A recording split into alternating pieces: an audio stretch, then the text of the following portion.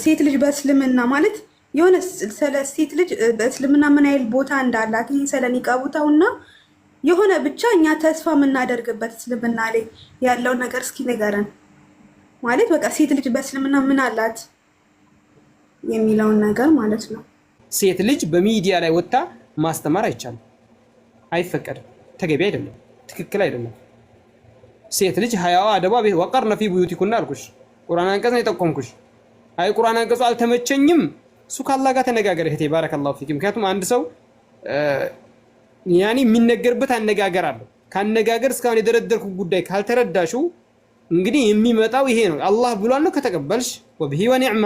አልተመቸኝም፣ የነዛን ኡስታዞች የዛን አካል የሚያግራራልኝ እና የምፈልገው እሱ ያንቺ ምርጫ ነው።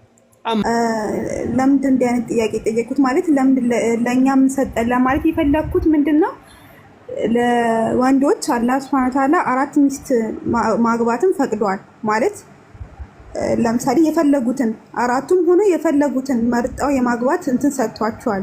ገባ? ከዛ ወዲህ ደግሞ ከአራቱ ውጪ ደግሞ እንድንሸፋፈል ለነሱ ፈተና እንዳንሆን አላህ ሱብሃነሁ ወተዓላ አዞናል። ያን ነገር እንትን እየተካለፍኩኝ አይደለም። ልክ ነው፣ አንድ ሴት መሸፈን አለባት።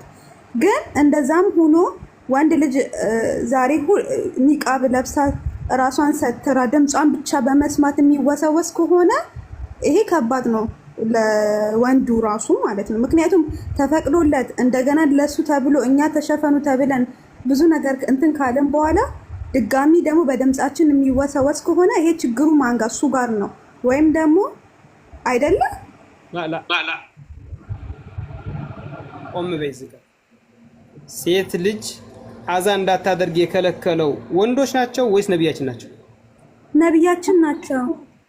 ገባ እንጂ ዘክላ ሴት ልጅ ሶላት ላይ ሆነ ሱብሃንአላህ እንዳትል የከለከለው ነብያችን ናቸው ወይስ ወንዶች ናቸው?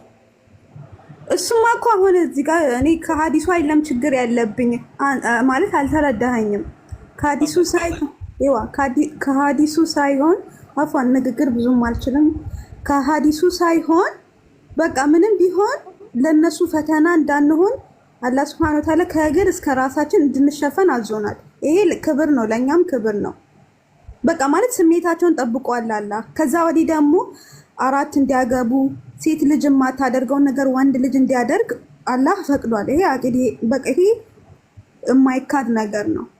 ከዛ አንፃር ነው ማለት እሱ ተጠያቂ አይሆንም ወይም ማለት በሚዲያ የሴትን ድምጽ እየሰማ እንትን የሚል ከሆነ እሱ ስለሚዲያ ይገባል ማለት የሚወሰወስ ከሆነ ሚዲያ ባይገባ። ኧረ ቢስሚላህ ወላሂ በጣም ከባድ ነው።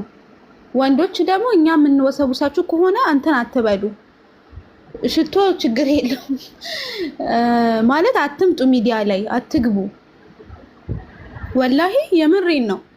ሴት ልጅ 4 ተፈቅዶላችሁ ከዛ በዘለለኛ እንድንሸፈን ታዘን ከዛ በዘለለ ደግሞ በምንም ተአምር ከናንተ እኩል አይደለንም። ግን ያው ኢቭን እንኳን ሌላው ቀርቶ እንኳን እኛ እናንተ ስታገቡ ሌላ ሚስት ሄዳችሁ ስታገቡኛ ባናቅ ራሱ ችግር የለውም። ይሄን አክል ወላሂ የምሬን ነው። ይሄን አክል አላህ Subhanahu Wa Ta'ala ስሜታችሁን ጠብቀዋል።